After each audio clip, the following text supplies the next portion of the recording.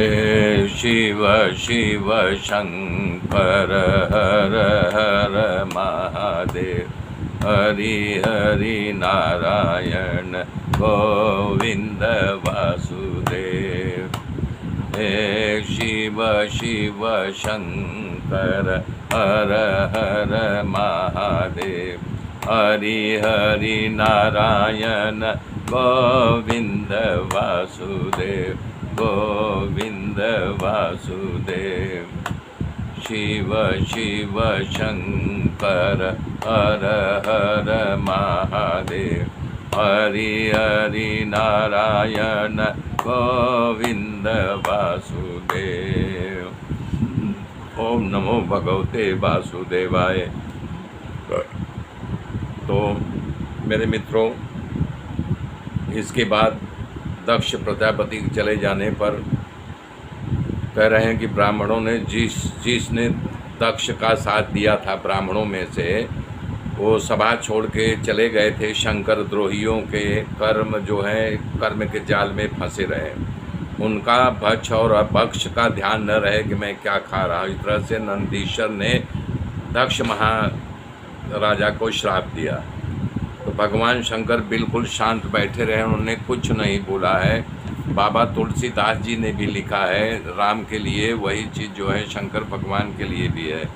लोकाभिरामं रणरंगधीरं राजीवनेत्रं रघुवंशनाथं कारुण्यरूपं करुणाकरन्तं श्रीरामचन्द्रं शरणं प्रपद्ये, श्रीरामचन्द्रं शरणं प्रपद्ये।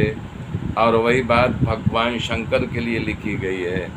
कर्पूर गौरम करुणावतारम संसार सारम भुजगेन्द्रहारम सदा बसंतम हृदयारविंदे भवं भवानी सहितं नमामि। इसमें करुणा अवतारम है। भगवान शंकर जो है करुणा के अवतार है, या कारुण्य रूपम, दोनों का मतलब एक ही होता है। दोनों करुणा की मूर्ति है, भगवान राम भी, भगवान शंकर भी। दूसरी बात, जिसके मस्तक से गंगा जी निकलती है उसे क्या क्रोध आ सकता है? अरे कोई सगा संबंधी हरिद्वार जाता है तो उसे पड़ता है कि भैया हमारे लिए गंगा जल का एक लोटी लेते आना। हम एक चम्मच जल पीकर अपने आप को पावन कर लेते हैं, तो भला बताओ जिसके सर से गंगा बह रही है तो पावन ही होगा न। इसलिए भगवान शंकर में क्रोध की संभावना नहीं है। वेदों में लिखा गया है, कल्पांत में जब सृष्टि का विनाश करने के लिए शिव तांडव करते हैं, रोज रोज नहीं, जब विनाश का समय आता है तो दक्ष में देश हुआ, इसलिए सब नाराज हुए, अपने अपने सामने एक दूसरे को श्राप दिया और चले गए। नंदी पर बैठ करके भगवान शंकर फिर चले गए। ये सब हो करके बहुत दिन बीत गया, बहुत समय निकल गया। तब एक दिन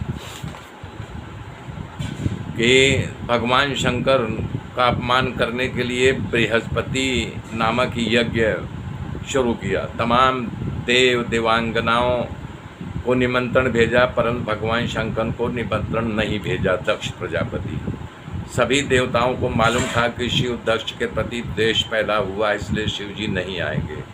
जब शिव जी नहीं आएंगे तो यज्ञ कैसे पूरा होगा, पूर्ण नहीं हो सकता। ये देखने के लिए कौतूहलवश देवता अपनी अपनी पत्नियों को साथ ले करके विमान में बैठा करके वाया हिमालय पर्वत से होते हुए निकले।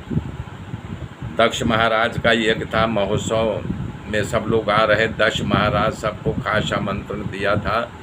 अभिमान वश साबित करना चाहते थे शिव जी को, मैं यज्ञ में नहीं बुलाऊंगा और अपना यज्ञ पूर्ण कर लूँगा।